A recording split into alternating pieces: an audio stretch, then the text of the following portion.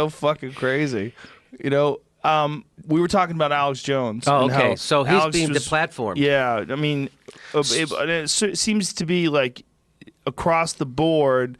Like it's almost they waited for Apple. It seems like, and when Apple pulled them from iTunes, then YouTube had danced with it. Right, they'd given him some strikes. It was really recently, like within the last couple of months. Facebook too. Mm-hmm. Yeah, Facebook had given him some strikes, and YouTube gave him some strikes, and people are like, hey, there was some. I felt like almost like unfounded speculation that they would remove him from the platform. Like, they're never going to remove him. That's crazy. That's too far. And then all of a sudden, boom, everybody in one fell swoop. Spotify remove him? They were going to. They did. Right? iTunes removed him. There's a loophole, though, that I saw an article today where people want nothing but less than total destruction. That Apple attacked Alex Jones and got rid of him, but they offered him a safety net in the form of the app that he has on their app store. That they're still, so they're trying to take that down too, like take down the app. His show became instantly way more popular. Oh, I'm sure. So again, the unintended consequences. I try to tell people that I'm not defending Alex Jones. I'm defending the principle of freedom of speech. People who are convicted of killers and who are on death row, they still get their freedom of speech. You're allowed to print articles, and they're allowed to have. You know what I mean? They're still allowed. Well, he's allowed to still. I mean, he hasn't been silenced. He has his website, but he can put his show out on his website. Correct. He can host it from his website, and it can all be fine. But these major media companies now, they just decided, we've had enough. We don't want this on. And here's the thing: like, I don't know what he said that there was a straw that broke the camel's back. It seemed like it's not a recent statement that he said. Well, let's just go to the court transcripts and we'll figure out. Oh, there wasn't. There wasn't a court. No court. Oh, there's no hearing or nothing. Process. There wasn't a judicial hearing. There was no. Come on. They just what? They let some jagoff billionaire in the middle of the night on a whim fucking do this? Is that what happened? Yes. Do you think that's what it is? That was some billionaire, or do you think it's the middle managers and the the executives at all these giant tech companies that just decided? I don't know. It's definitely the government tells Facebook what to do a lot of times, right? Mm-hmm. And so they bow to the government all the time because they don't want to be regulated, right? So that's why they just started having hearings with the. That's why they had those hearings. Should we regulate Facebook? Right. So those hearings, by the way, were fucking bizarre. Yes. It was like a guy pretending to be human. Yes. It was like some sort of a robot or an alien. The way he would sip water, he would take like this and like, who fucking sips water? It was like a guy spitting dip into a glass. He would go like this.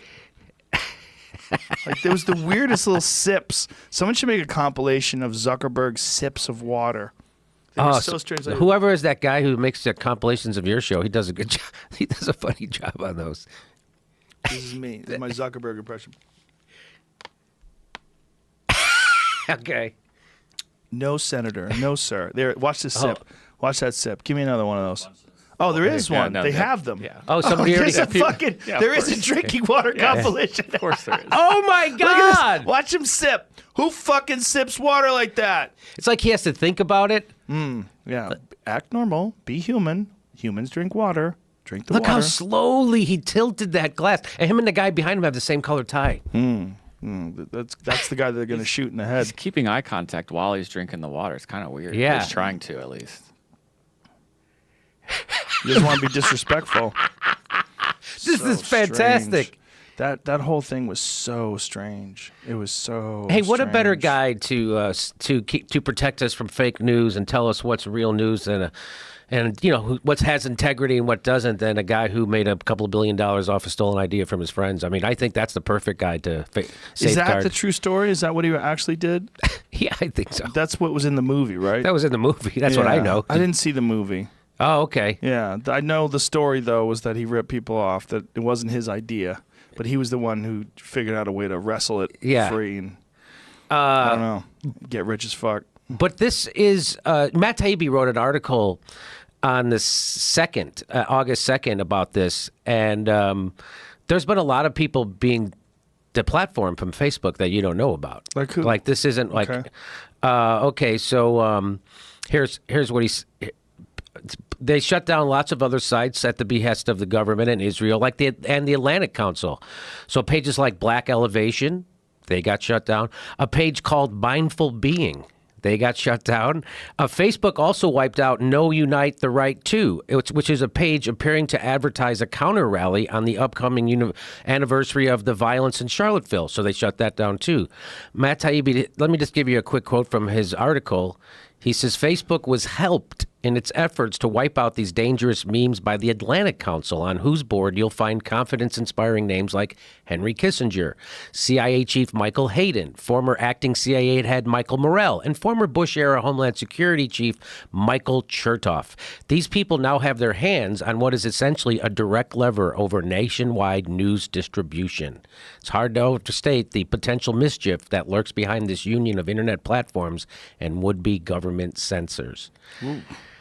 Can I just read you one more paragraph? Because this is exactly what we're talking about. He says, it is already a scandal that these de facto private media regulators have secret algorithmic processes that push down some news organizations in favor of others, which they do. Witness the complaints by outlets like Alternet, Truthdig, and others that big platforms have been de-emphasizing alternative sites in the name of combating fake news. But this week's revelation is worse. When Facebook works with the government and wannabe Star Chamber organizations like the Atlantic Council to delete sites on national security grounds using secret methodology, it opens the door to nightmare possibilities that you'd only find in dystopian novels.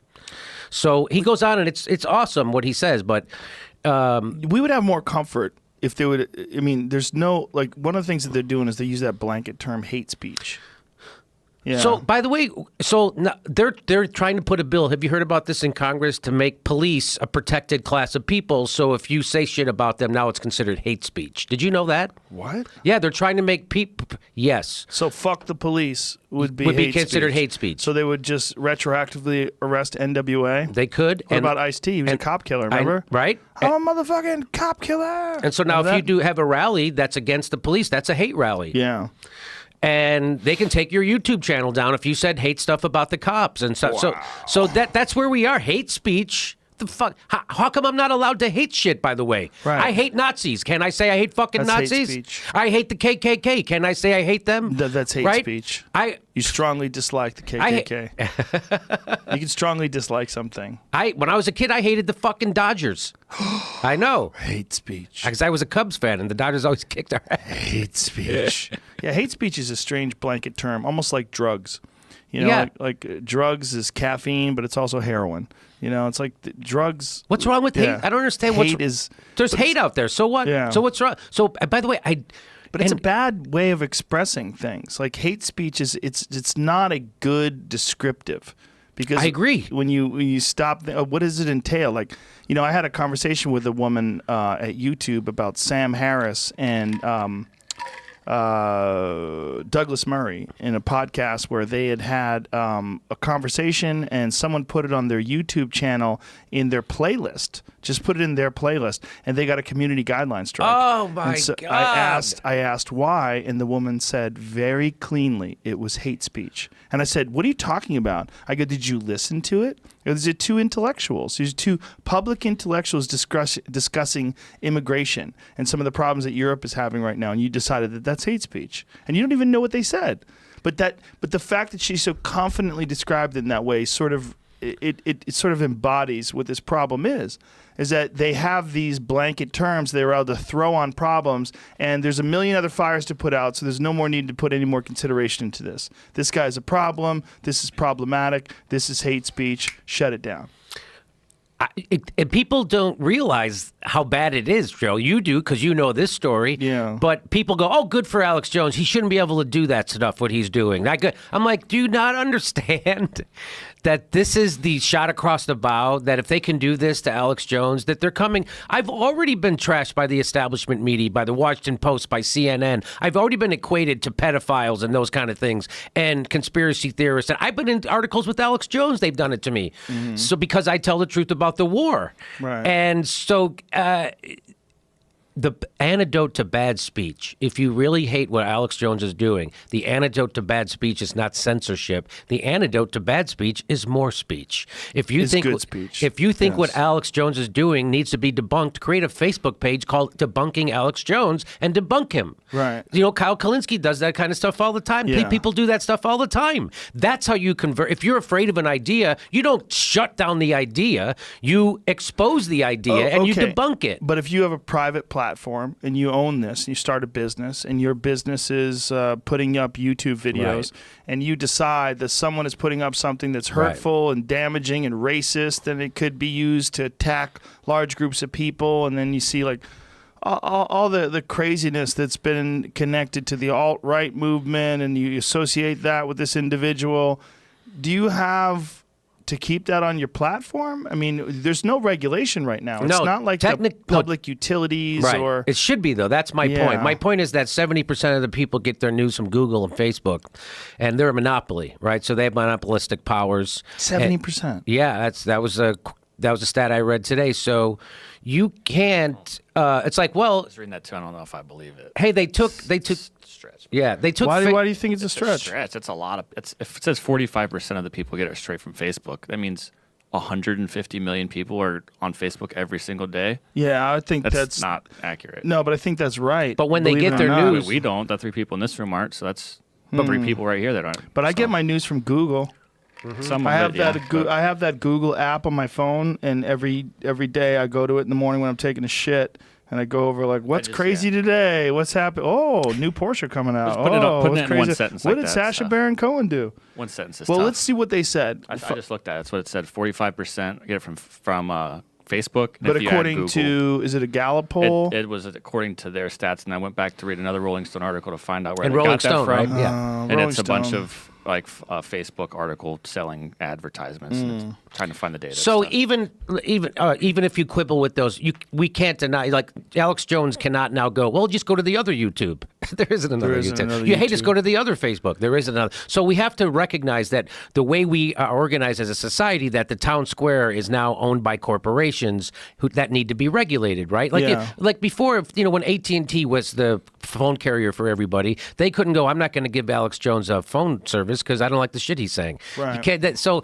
you can't deny services. Somebody, all that stuff. But So that's not really So- a valid comparison, because the phone service wasn't distributing information to people. Right. Like the phone service is just a method of communication. It was just a utility. What he's able to do through InfoWars is, if you've got him on your platform, he's going to say some things, and he's going to use your platform to say some things that, might not be true and might be crazy. So you got to decide, like, when does it become a problem? And I think where they drew the line was Sandy Hook. So here's what I say, Joe. We need to treat these as public utilities because they are, right? Facebook, there is no alternative. There is an alternative to YouTube. We need to regulate them. It's long overdue, by the way. And they are monopolies. It's obvious to everyone that they're monopolies. But when you invent something called WhatsApp and then Facebook buys it for $20 billion, there's a monopoly. There's no way. There's no way to compete with these people. So these are monopolies. They need to be regulated, and people need to be protected. And that's where we need to go, because right now we're leaving it up to the whims of a billion. Like you say, hey, if Alex Jones really did some shit that was wrong and he should be taken off, or his free speech should be abridged for it, do it. Let's see it go to a court or go to a thing or go. People go, well, he doxes people, and if doxing's illegal, he should be prosecuted. If that's what happened, but you shouldn't take away. Did he dox people? That's what they're saying. They're saying he doxed people from Newtown or whatever. From the school shooting. So that's what they're saying. Talked about the individuals, that the he families? gave their addresses and their names. That's what they're saying, that he doxed Okay, but them. let's find out if he actually did that, because that sounds crazy. I don't know if he did. But they're not saying what he actually did. This is what's crazy. I keep hearing that he promoted the idea that Sandy Hook was false. It was false, and that it was a false flag, and that these were all actors. Right. I don't know if he actually said that. I think what he actually said was, I don't know if that happened. I think that's what he actually said. And people are saying, well, that's promoting the idea that it was a hoax. So what? But I want to know if that's what he really said. See, I don't know if that's even the case, because I've heard it written that he promoted the idea that Sandy Hook was a conspiracy, but they're not quoting. When they say that, there's no quotes. There's no Sandy Hook was a hoax. Those kids were actors. Those kids are not dead. I don't see that anywhere. Right. But they keep attributing that to him without quotations. But again, if there was some kind of due process, we could go back and look at the transcript and we would know this. Not only that, if during this whole time where he's being tried, he was still able to be on YouTube and have his videos, he could show in his videos that he didn't say that. He could show what he actually said and tell you what he actually said and show clips. He can't do that anymore. So now the narrative is completely in the hands of the mainstream media, 100%. So the Alex Jones narrative is being taken 100% out of his hands. And now it's in the mainstream media, and now there's Sandy Hook denier, conspiracy theorist, right-wing lunatic, all these different things, which some of it, I mean, Alex is pretty fucking nuts. My point is, we've had nuts people they still have that. When I was a kid, Joe, maybe you remember, Johnny Carson used to go ape shit about the National Enquirer. Yes. Do you remember that? And it was a big deal. He would Yeah. stop his show, and I'm putting my foot down about this. Yeah. They still have the National, and nobody said take it out of the supermarkets. Nobody was like, we got to ban that newspaper because we can't handle the ideas from this newspaper. They're still right there. You go to Ralph's, they're right there. Yeah. They're the last thing you see before they leave. They're right at the eye level for kids. Yeah. Nobody says take away the National Enquirer. I went to Facebook. They still have a Facebook page, National Enquirer. Do they? Yes. So does the World News Daily. And you know what the first news story was that came up on World News babies? Daily? Was a British man can only defecate through his mouth. That was the first story that came up. The first story. And you don't have to look for it. British man defecates through his mouth. I'm like, this is like South Park. Right. Yeah. And it's not like you want them to be taken down as well. Yeah. But what's interesting is like World News Daily and Star Magazine and all those, they've sort of they're a joke. Like, it's not real. The Enquirer's not real. But we know that. But it's not, it's just Somebody's implied. buying those. Somebody's buying those. Right. But are they kind of buying them just for fun and entertainment? Somebody watches professional wrestling. Here it goes. Lawsuit quotes Jones saying, yeah, so Sandy Hook is a synthetic, completely fake, is a synthetic, completely fake with actors, in my view, manufactured. Okay. I would show the video. January, but it got taken off YouTube. right. January 13th, 2015. The lawsuit quotes Jones saying, so Sandy Hook is a synthetic, completely fake with actors, in my view, manufactured. Yeah. You actually nail that impression. I spent a lot of time with that dude drunk. There's a He's Like that's a real problem. Saying something like that is crazy. But his whole business is saying things that are sometimes right and saying things that are sometimes absolutely wrong. And that's it's all wild and it's all globalists. And you ever seen that song that they did where these guys took his actual words and rants, but then they have like this like emo song singing the words? No, I it's haven't. fucking genius. Would we get pulled over off of YouTube if we play that? Let's find out if we get yanked for this one because it's brilliant. Because it's a parody, but it's That's an indie folk song? yeah. You said emo song. I don't know if there's two. Indie folk, emo, it's just some low testosterone Sure, music. it's the right one. Listen to this. Listen to this. And that's why we're just out here doing simple things, pointing out that we're meant to be in nature and be natural. And this is where we find the source that God made to transcend the New World Order. And that's why they want to try to keep us out of it. Watch this. I'm angry. I've had enough of these people. They're a bunch of Christian murderers, scum. They're a giant death factories keeping This might get us babies pulled off alive. YouTube. Let's just take it. What? Taking the audio out. Oh, you taking the audio off? There's a lot of views. It'll probably get taken. Alex Jones rants as an indie folk song for people that are just listening to this. You got to Google this because we removed the sound from YouTube. Oh, okay. Eat babies. We want to eat babies. We love Satan. We want to eat babies. I have them on video. That's just what you just said. I have Hillary Clinton on video. Look at his face.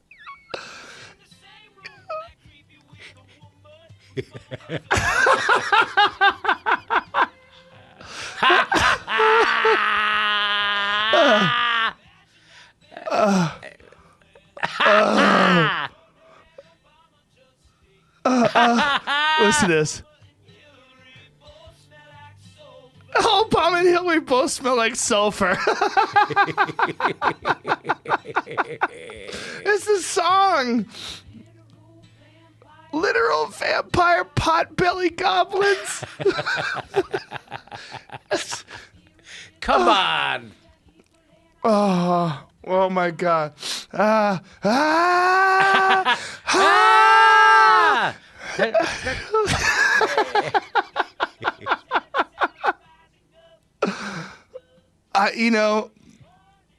think there's something about his struggle right now that's representative of the chaotic world that we live in. That he does have this giant voice, that he does have this giant following, and that it is this his actual words come out in song like that and are so hysterical, and that they think that somehow or another yanking this guy off all these platforms is going to like remove it.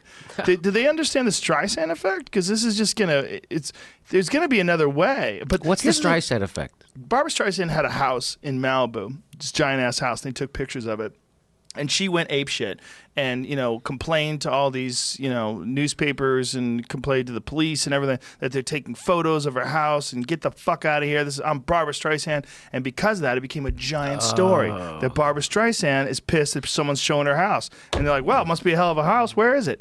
And then there it is. The Streisand effect is a phenomenon. There's the house whereby an attempt to hide, remove, or censor a piece of information has the unintended consequence of publicizing the information more wildly, usually facilitated by the internet. Okay. Yeah. They want to eat babies. No, I thought you guys...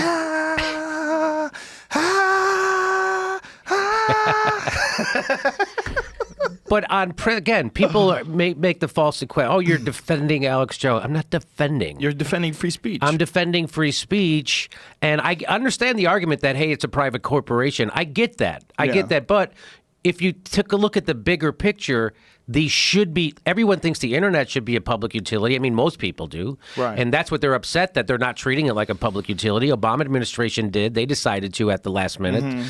And so if you think the internet should be a public utility, I think YouTube and Facebook should be a public utility also.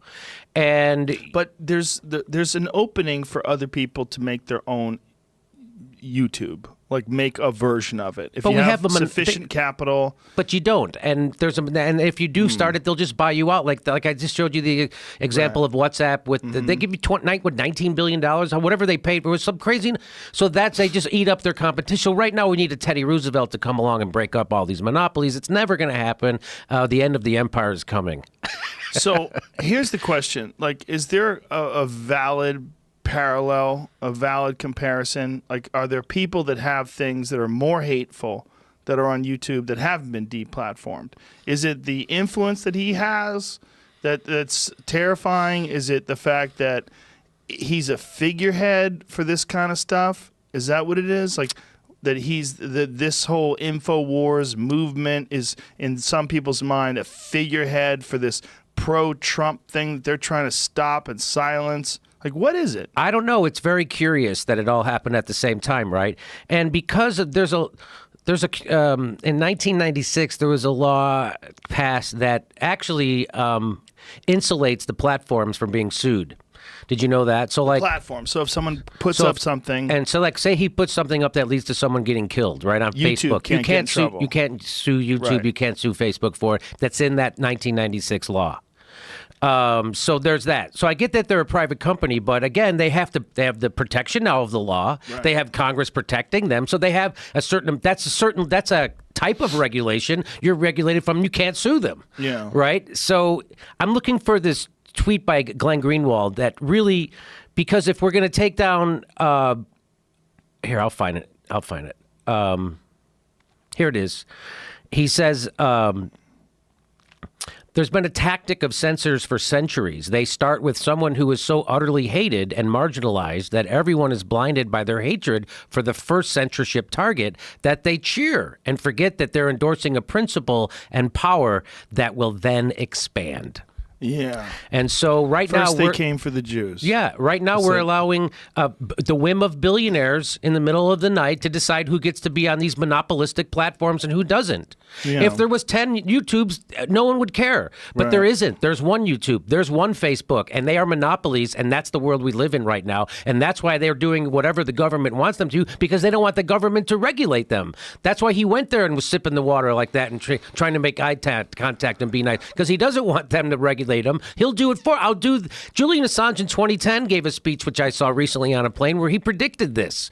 He was like, the corporations are an extension of the government, and they will do the censorship in the future. And that's exactly what's happening right now. So do you think it's the government that's censoring Alex Jones? Because I would think that the government that's in power currently would want to keep Alex Jones in position because he's a supporter of Trump.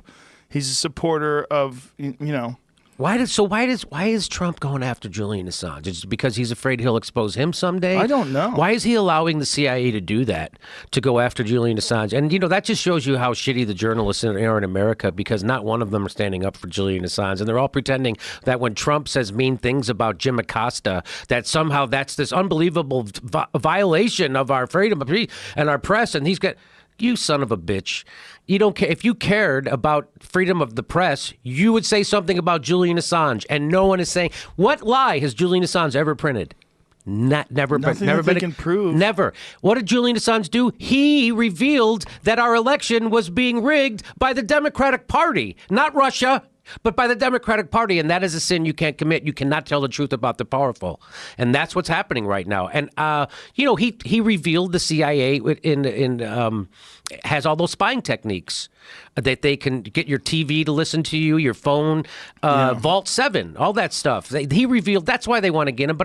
And Trump, I just think that Trump is just, he's not really clued in. Right? He's glad to let the generals do the job and his underlings. He doesn't really want to. He wants to paint broad strokes and lets everyone, you want to kill Julian Assange? Go ahead. I don't give a F. That's, I think, how he feels. I don't think it's his plan to do it, but everybody else underneath him wants to, and certainly the intelligence community. And everyone forgets this. Chuck Schumer went on Rachel Maddow's show like 2 years ago and right out in public said that Trump is making a mistake by crossing the intelligence community, because when you mess with them, they have 6 ways to Sunday to mess with you back.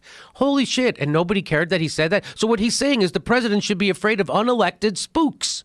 Unelected bureaucrats. He should be afraid of them. That is, and no one went, what? What the F? Could you imagine saying that about Barack Obama? Hey, Barack Obama better be nice to the CIA. They're going to F with him. As an elected official. Yeah. Yes. As an elected official saying that, almost sanctioning it. Yes. And then we have Eugene Robinson in the Washington Post writing an article begging the deep state to undermine Trump's foreign policy. Did you see that article? No, that's crazy. Pulitzer Prize winner. First, they spend all their life denying there is a deep state, and then Eugene Robinson writes an article begging the deep state to defy President Trump. Why they're so blinded by ideology that they don't see the consequences of this? There's unintended consequences, and here they are. And they're coming at. They've already come for me. They're already coming for the left. This is how this works. So.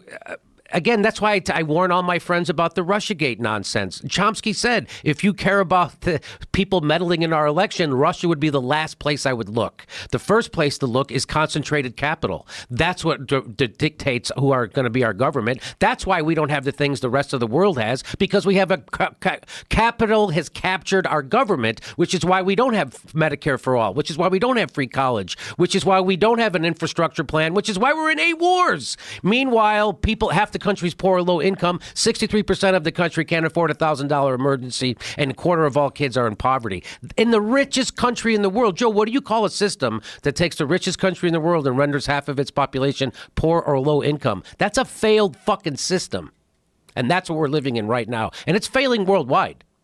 Now, if you were someone like Google, though, or who owns YouTube, or if you were iTunes or any of these platforms that have Spotify, when you get an overwhelming volume of complaints about someone who's in the news right now, because the fact that Alex Jones is being sued by the Sandy Hook parents, this is what started this all off. Because, I mean, to people, this is so egregious. These poor parents lost their children, and here's this guy it's horrible. saying that it's fake and that they don't want that on their platform. So would you think that they should just delete the episode that says that? Should they do that, or should they allow that episode to stream? Here's a solution. If he did do something in a video that is illegal, take that video down until it gets adjudicated. You don't deplatform him 100. You don't give him the death penalty. Right. So, okay, what about like Stormfront? What if you got like some white supremacist group that's calling for violence against people? Do you take them down? I think you would, again, you would have to, I would like to see some kind of adjudication. Again, Well, the blanket policies are saying things like hate speech. The right, problem again, with that it's is all like, interpretation. And by just a week ago, Mark Zuckerberg was defending it. He was defending that we have Holocaust deniers on our platform. Right. Holocaust Yes. deniers, Joe. Yeah. And that's not fake news. That's Right. not, you're not going to take that down. Like I just told you, they have guys defecating out of their mouth. They have this, they have the National Enquirer. They're still Yeah. cool. Right. So this is a very squiggly line, Joe. And again, there's no board, there's no adjudication. It's not transparent. it's And not that's transparent. It's not rational either. This is not a rational debate. let me just give you one more thing about what he says. When who said this is Matt Taibbi, he says the sheer market power of these companies over information flow has always been the real threat. This is why breaking them up should have long ago become a national priority. Instead, as was obvious during the Senate hearing with Mark Zuckerberg earlier this year, politicians are more interested in using than curtailing the power of these companies. The platform, for their part, will cave rather than be regulated. The end game here couldn't be clearer. This is how authoritarian marriages begin, and people should be very worried. They should be worried. They should be worried, especially if this does escalate. I understand that people who believe that he's a Sandy Hook denier and they read those words, they don't want him to have a platform. They don't want him to be able to spread that hate. I understand that they would feel like, imagine being one of those parents and you lost your kid and you're seeing this guy on TV or on YouTube saying it's all fake. It's outrageous and it's repulsive. I agree. And it's offensive, and I get that, but I think it's very dangerous. It's very dangerous to silence people that may or may not have any other recourse in terms of like. He doesn't have the ability to defend himself. He doesn't have the ability to make a video about it unless he puts it on his own website, and then who's going to watch it? Like the stuff that they're doing with YouTube, it's a slippery slope, and especially when they use these terms like hate speech. They're not like when you say like, what are they saying? They're saying that he violated their terms, correct? Yes. So what are those terms that he violated, and what is a specific violation? Like, what are the words that he said where you were like, enough is enough? And if that's the case, how did you let him get away with saying all this other shit for years and years? And when do you draw this line? Like, just that video that we played. They smell like sulfur. They want to eat babies. They're screaming, "I love Satan," and they want to eat babies. Like, wow, where does the line get drawn? I don't think that should be up to subjectivity.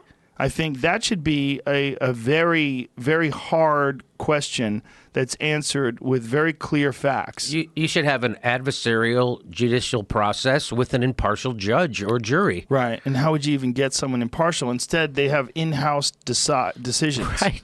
Well, Yeah. you heard that. I mean, you heard Matt Taibbi delineate the people who are involved in this stuff. And by the way, Facebook's taken down pages of people who are Palestinians because the Israeli government tells them to, and they do it. So you know about that, right? I had heard about that. Yes. Yeah. So that's them doing the bidding. The government says take it down. Okay, take it down. They don't get free speech. Okay, because I don't want the government to get mad at me because we're making so much goddamn money right now. I don't want the government to get mad at us. That's what Facebook and YouTube is doing. See, if I would like that if someone, I'm not saying that no one should be taken down. If someone's calling for the death of all black people, and like maybe it's not a good place to give them a platform, but I feel like the problem that I'm having with this is these things like air quotes hate speech, because I told you that they said that about Sam Harris and Douglas Murray. Now that is fucking crazy. So when does it stop being hate speech? Like when do you draw the line? When is it mildly offensive? Is that hate speech? Like where does it go? Where does it go? Where Well, you're why not aren't you allowed to have hate people? opinions? I don't understand why I don't get that. Do you Right. get this? I'm not being a dick. I honestly Why aren't you allowed to hate things? Right. I understand You're that. calling for action, I think, is the So issue. a call for action might be, I mean, again, if it's a legal term, then Right. This is not a legal term, though. When they blanket things with hate speech, like we were saying, with calling something a drug, this is an illegal drug. Well, what if caffeine becomes an illegal drug? Then is that the same as meth? It's clearly not. There's different things. So when you say hate speech, and you also lump Douglas Murray having an intellectual conversation with Sam Harris about immigration, you lump that in. Well, that's the kind of what I'm without- talking yeah, about. you And so, can't- did you know that right before 4th of July, there was a newspaper, I think it was in Texas, and so they wanted to, for the 4th of July, they wanted to post the Declaration of Independence. So they posted the first half of it. Yeah. Did you know about this? Yes. Facebook gave them a strike for hate speech. Yes. Hate speech.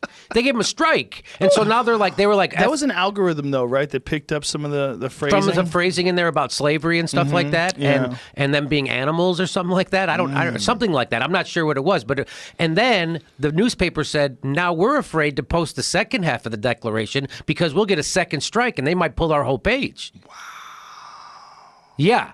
So again, But they released that strike, correct? So Didn't they? yeah. I So think what they is did. this? But Joe, what is this idea that I need a nanny state to protect me from ideas? Well, I think they're worried about the power of propaganda, and it's just they don't know exactly what the consequences of suppressing that power of propaganda are. I think that's really the primary issue. They're worried that a guy like Alex Jones, who already has this massive following, is what he's done by calling Sandy Hook fake may be awful. I believe it is, but is it enough to completely deplatform him? It's and not- how are they justifying? Well, even it? if it was, let's say it was. Let's just Okay. say you and I agree that it is. Okay. Shouldn't there still be some kind of a process? There should be.